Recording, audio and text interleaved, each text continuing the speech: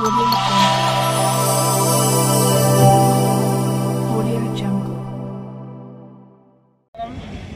నర్సాపూర్ మండల కేంద్రంలో స్థానిక డీటీ గారికి మెమోరాండం ఇవ్వడం జరిగింది.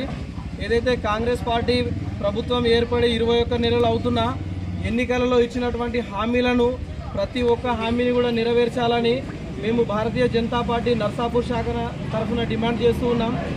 అప్పుడు ఎన్నికల ప్రచారంలో ఉన్నటువంటి మన రేవంత్ రెడ్డి గారు డిసెంబర్ 9 తర్వాత నిరుద్యోగులకు నిరుద్యోగ భృతి ఇస్తామని, మహిళలకు 2500 ఇస్తామని చెప్పేసి, రైతులకు రుణమాఫీ వెంటనే చేస్తామని చెప్పేసి, అదేవిధంగా రైతు భరోసా ఇస్తామని చెప్పేసి ఏవైతే 6 గ్యారంటీలు 420 హామీలు ఇచ్చిండ్రో 21 నెలలు అవుతుంది ప్రభుత్వం ఏర్పడి, ఇప్పటికీ ఒక ఫ్రీ బస్ తప్ప ఎటువంటి పథకాన్ని కూడా పూర్తిగా ఇంప్లిమెంట్ చేయడం లేదు.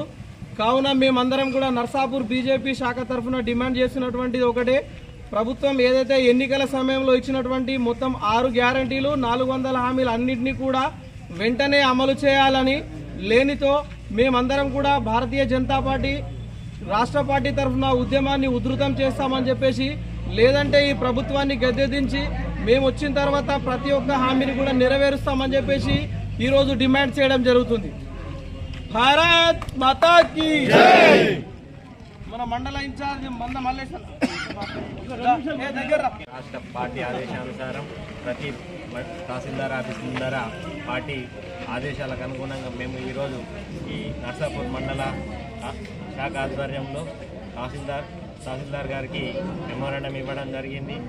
రేవంత్ రెడ్డి ప్రభుత్వం ప్రతి హామీ ఇచ్చుకుంటేనే వేటి కానీ ఏది కూడా నెరవేర్చలేడు. ముఖ్యంగా రైతులకు 2 లక్షల వరకు రుణమాఫీ వేస్తాని కనీసం 2 లక్షల లోపుల్లో కూడా ఇప్పటిదాకా వేయలేడు. యూరియా కూడా ఇప్పటికీ రైతులకు సక్రమంగా అందలేదు. ఏమన్నంటే బీజేపీ మోడీ గారు పంపిస్తలేరు, మేము ఇస్తలేమంటున్నారు. మోడీ గారి నుంచి ఎంత పంపించారో కూడా లెక్కలు ఉన్నాయి.